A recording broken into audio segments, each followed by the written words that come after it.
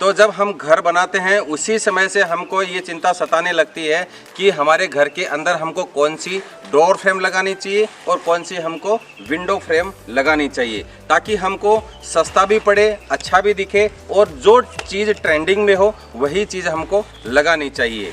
तो आज इस वीडियो के अंदर हम दरवाजे की चौखट के अंदर क्या लगाना चाहिए, विंडो की चौखट के अंदर क्या लगाना चाहिए, इस टॉपिक पर हम आज बात करने वाले हैं। ग्रेनाइट की चौखट लगाने के क्या क्या फ़ायदे हैं, क्या क्या नुकसान हैं, कितना इसका प्राइस पड़ता है, ग्रेनाइट क्या भाव में आता है, मिस्त्री लोग कितना पैसा लेते हैं, अडेसिव में लगाना चाहिए, सीमेंट में लगाना चाहिए, प्लास्टर से पहले लगाना चाहिए, बाद में लगाना चाहिए। तो ये सारी चीज़ें इस वीडियो के अंदर आज मैं क्लियर करने वाला हूँ। मेरे साथ में मेरे सहयोगी हैं, कई इंजीनियर्स भी हैं, तो आपकी तरफ से ये सवाल करेंगे और मैं उन सवालों का आपको जवाब दूंगा। तो चलिए, अभी ये जो मकान देख रहे हैं, इस मकान के अंदर हमारा काम चल रहा है और इसके अंदर डोर फिटिंग और हम विंडो की फ्रेमिंग कर रहे हैं। तो हम इसका पूरा प्रोसेस जानने के लिए मकान के अंदर चलते हैं।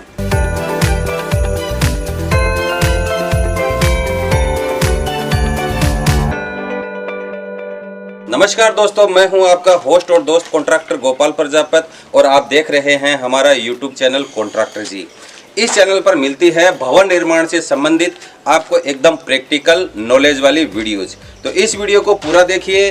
आप इस चैनल पर पहली बार आए हैं तो इसको सब्सक्राइब कीजिए, अपने दोस्तों को शेयर कीजिए। सबसे पहले आप ये बताइए कि बारी और दरवाजे में ग्रेनाइट की फ्रेमें क्यों लगानी चाहिए? बहुत अच्छा सवाल है कि बारी और दरवाजों में ग्रेनाइट की ही फ्रेम क्यों लगानी चाहिए। हमारे पास में विकल्प तो और भी बहुत है, जैसे कि हम लकड़ी की फ्रेमिंग बनवा सकते हैं, पत्थर की चौखट बनवा सकते हैं, हम लोहे की फ्रेमिंग बनवा सकते हैं, हमारे पास में एल्यूमिनियम की फ्रेमिंग बनाने का भी ऑप्शंस है। लेकिन ये जो ऑप्शंस हैं वो पुराने ट्रेडिशनल ऑप्शंस हैं। आपने देखा होगा कि लकड़ी की जब हम चौखट बनाते हैं तो उसमें पानी लगने की वजह से वह चौखट सड़ जाती है।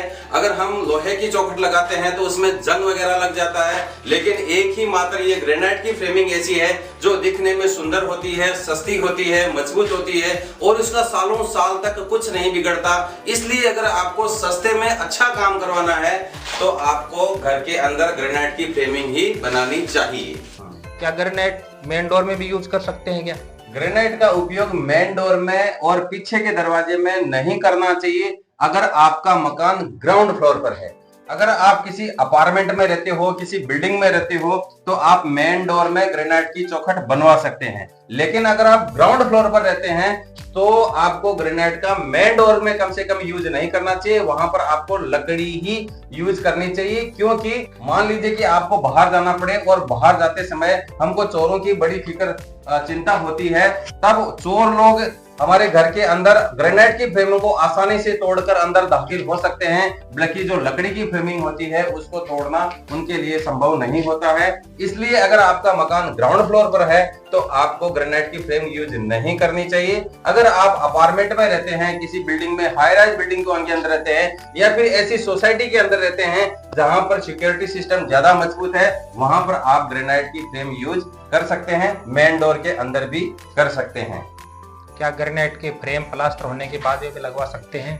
ग्रेनाइट की फ्रेम को प्लास्टर होने के बाद में भी लगाया जा सकता है, लेकिन उसमें वो फिनिशिंग नहीं आ पाती जो हम प्लास्टर के बाद में जब हम ग्रेनाइट की फ्रेम लगाते हैं तो उसमें एक पट्टा जैसा पड़ जाता है। यानी कि जो प्लास्टर हम ग्रेनाइट की फ्रेम लगाने के बाद में करते हैं तो उसके अंदर जो पुराना प्लास्टर है और उसके अंदर हम नया माल भरते हैं तो वो माल मैच नहीं हो पाता और वो जो प्लास्टर की जो धार है वो हमेशा जिंदगी भर दिखती है। यानी कि कलर होने के बाद में भी इतना डिफरेंस तो हमको दिखाई देता ही है।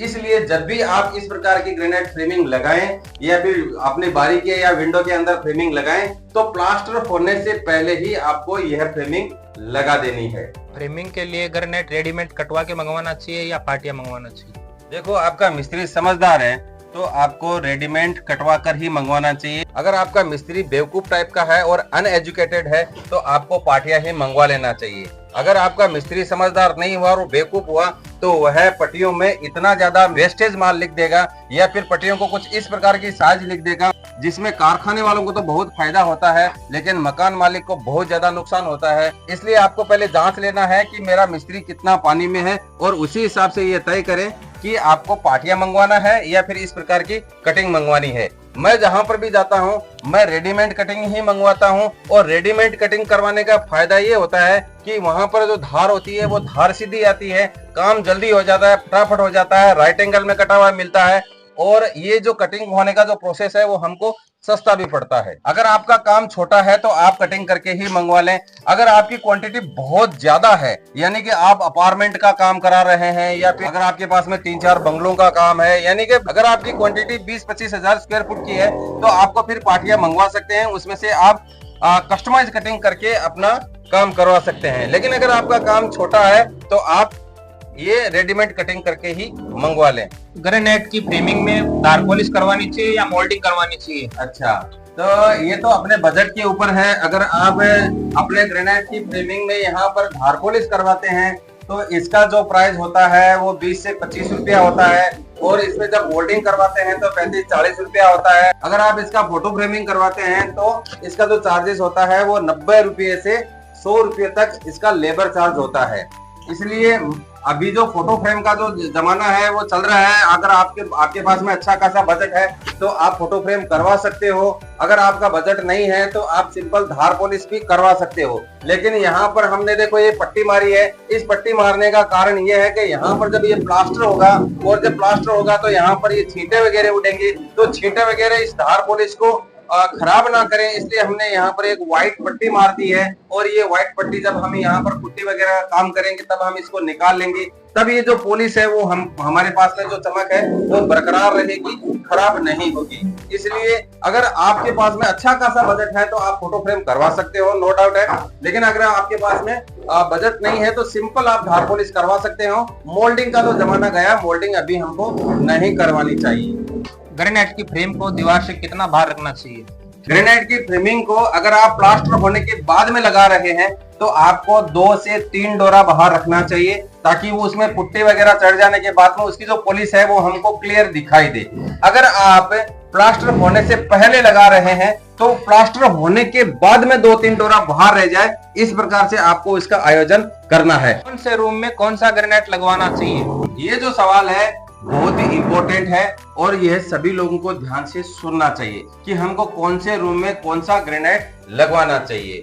आपका जो मेन हॉल है, लिविंग रूम है, उसके अंदर एकदम बेस्ट ग्रेनाइट आपको लेना चाहिए। लेकिन ऐसे एरिया है जहां पर ज्यादा दिखाई नहीं देता हो, जैसे कि बेडरूम है, जैसे कि स्टोर रूम है, वहां पर आप सस्ता वाला ग्रेनाइट भी यूज कर सकते हैं। यहाँ पर आप देख सकते हैं कि ये जो हमारा किचन वाला एरिया है, किचन वाले एरिया के अंदर ये जो बारी है, ये बारी के अंदर हमको यहाँ पर फ्रेमिंग लगानी है। लेकिन फ्रेमिंग के अंदर हमको वही पत्थर यूज करना है जो यहाँ पर प्लेटफॉर्म पर आने वाला है। ऐसा नहीं है कि हमने पूरे घर के अंदर लाल पत्थर मंगाया है और लाल पत्थर का हमने फ्रेमिंग करवाया है, तो वो लाल पत्थर का यहाँ पर भी करवा देंगे तो यहाँ पर लाल हो जाएगा, और यहाँ पर जब हम काला प्लेटफॉर्म बनाएंगे तो वह अच्छा नहीं दिखेगा।